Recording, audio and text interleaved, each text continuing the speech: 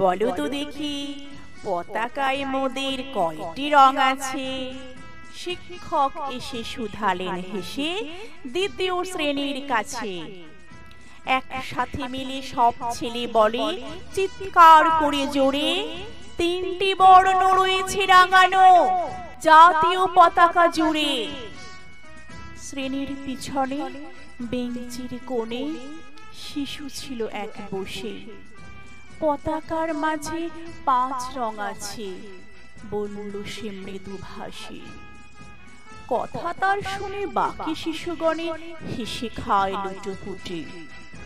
শিক্ষক রেগে বলেন হেঁকে, বোঝাও কি করে 5টি?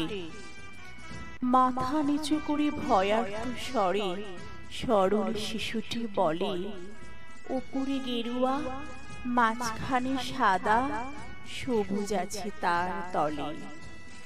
আর আছে আঁকা গোলাকার চাকা, নীল রং আছে এতে।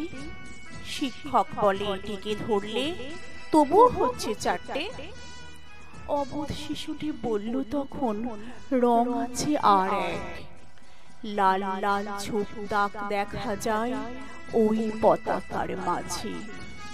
বাবাকে যখন আনলি ওরা কফিনে ঢাকা খুলে, জড়ানো রয়েছে দেহখানা তার পতাকা আর ফুলে। রক্তের দাগে ছিল লাল ছোপ ওই পতাকার মাঝে। এই নিয়ে মোট হলো 5টি, এবার তো ঠিক আছে। সরল শিশুটির জবাবখানে কাঁপিয়ে দিল বুক, অশ্রু এলো নয়ন ভরে, শুকনো হলো মুখ। আজও যারা দেশের জন্য করছে বলিদান, স্বাধীনতার সহিত সমতাদের অমর প্রাণ। হয়েছে স্বাধীন, পেরিয়ে গেছে 70টি বছর। দেশ বাঁচাতে যাচ্ছে যে প্রাণ, রাখছে কি তার খবর?